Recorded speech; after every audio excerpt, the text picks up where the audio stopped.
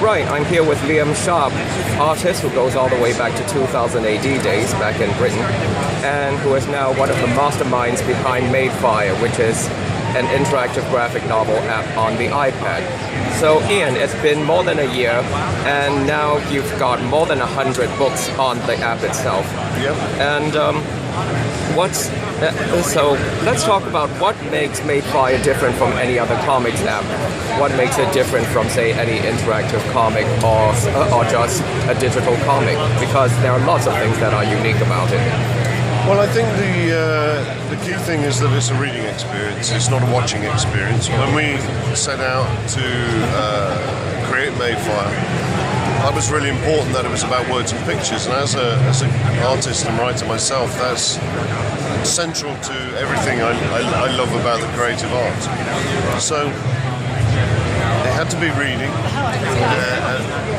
and it was about the exploration and finding the grammar that would enable us to have something that was interactive, that the readers could literally sit down and spend time with, you know. So what we did was focus on the timing. Yeah. And make sure that there was an ability for the reader to interact with it and to control the way that it plays. I think when they first started doing motion comics, it was a kind of really noble venture, but there was an inherent problem that they didn't foresee, which is simply that you don't have any control over it. You press play and you sit back and it's passive. And as soon as that happens, your engagement with it is shifted. You're removed from it a little bit. You're not reading it anymore for a start because it's being read to you. So everyone reads at a different rate and a different speed. And we wanted to be able to accommodate people's reading experiences and how they choose to read and interact with materials. Well, and at the same time, the creators also get to control the pacing of the comic. That's right. So these books are often built by the creator themselves. Certainly in Captain Stone's case, which was my book, it's entirely built by me. Right. To a large extent, anyway.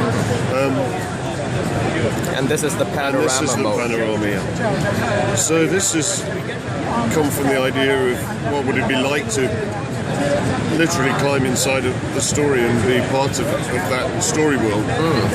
So you can you get a full 360. Yeah.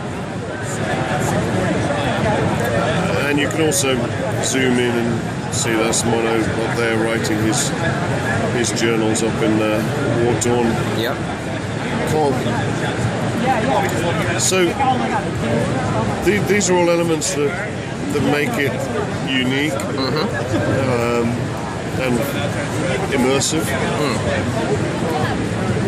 And we also have simple camera moves as well. Like this is the camera pulls back a little bit from the scene. So it's really like a hybrid reading and cinematic experience. It's a perfect way of putting it. Yeah. We wanted to progress the reading experience as far as we could. And also the way the words come in, you know, is fairly unique. You can still zoom in and get to enjoy the art in detail and check out every little sort of bit of it. And it's also great that you get to control the word balloons and when and how they pop in, because that's how it leads the reader's eye. That's right. So we have sequences where you can, if you like, build a sort of fairly prolonged animated sequence if you want, or you can keep them very on the money and to the point. So, I mean, this is a good example on my one of.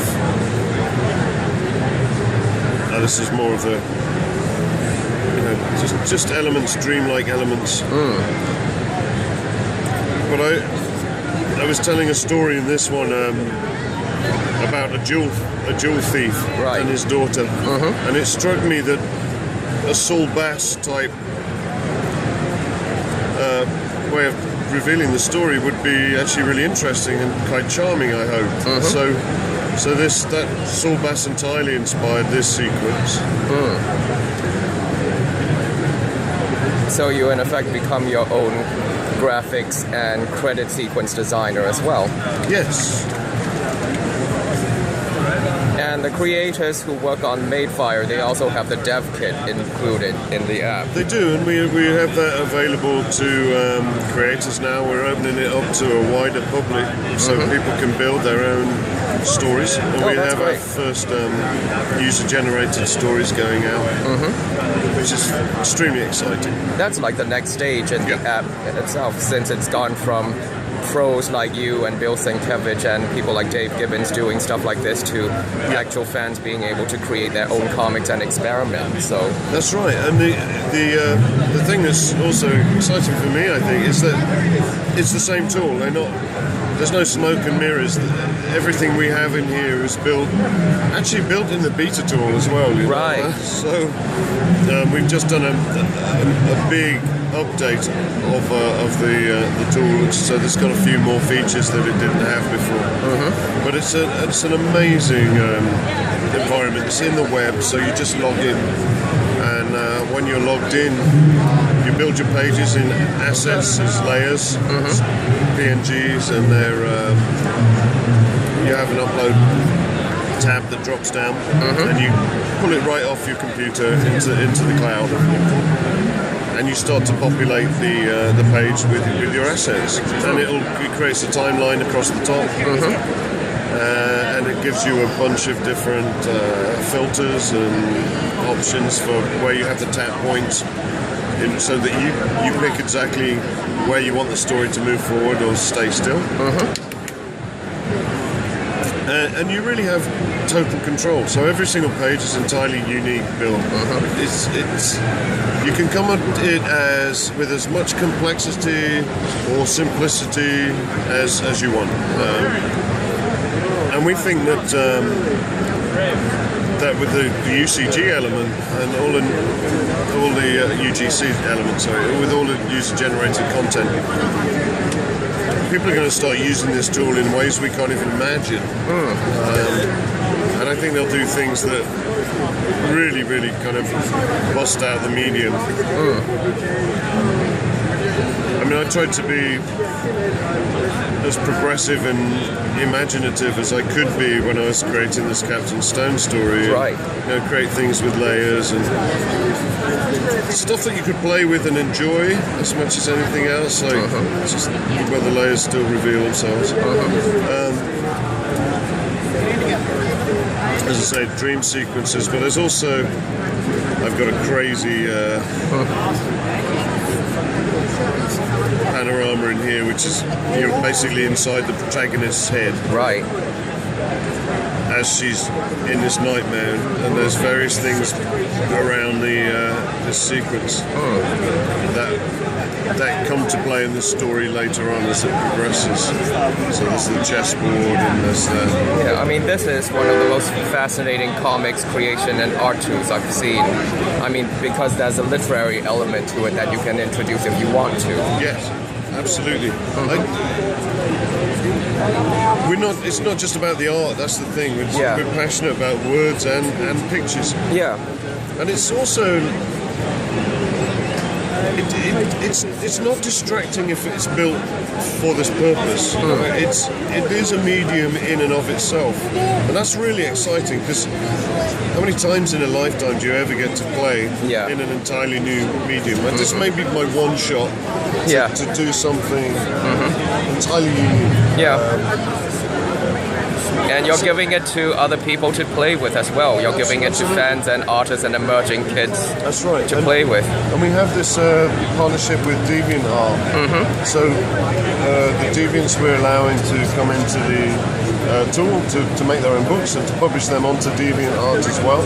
So it actually links the whole kind of community. So at one end you have the well-known properties like Transformers and My Little Pony, and then you've got the fans of My Little Pony, you've got reviewers of My Little Pony, you've got the fan art, you've got the actual products that are made themselves, and then you've got at the other end creators with their own properties really helping to evolve the medium by making their own stories. And I just think it feels like a movement now. It feels like it's really starting to take big shape. You know, it's actually having there's something. One thing I've realised with a lot of our readers is that they aren't hampered by any notions of paper and print. It's the same with kids and games. Yep. They don't have that association anymore. So paper doesn't have the same nostalgia or romance for them that it has for people like me. Yeah. So like on DeviantArt is a very good example where they're used to art that's been completely created in a digital space and is presented on a digital environment, and it doesn't diminish it in any way.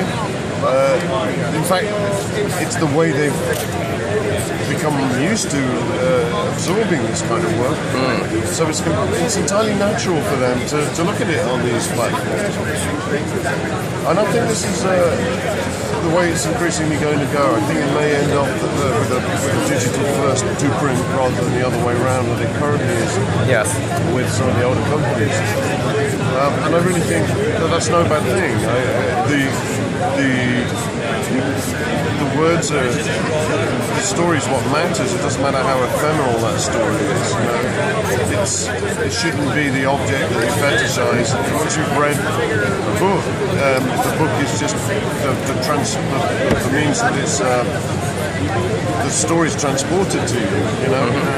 And we write stories in all mediums. Yep. And always have done. So I think the big excitement is to be pretty much at the forefront of what might be a new movement and a new way of making comics and telling stories. It's extremely exciting. Yeah. Well, Ian Sharp of Madefire, thanks very much. You can get the app on the iOS store for your iPad, phone, and iPod.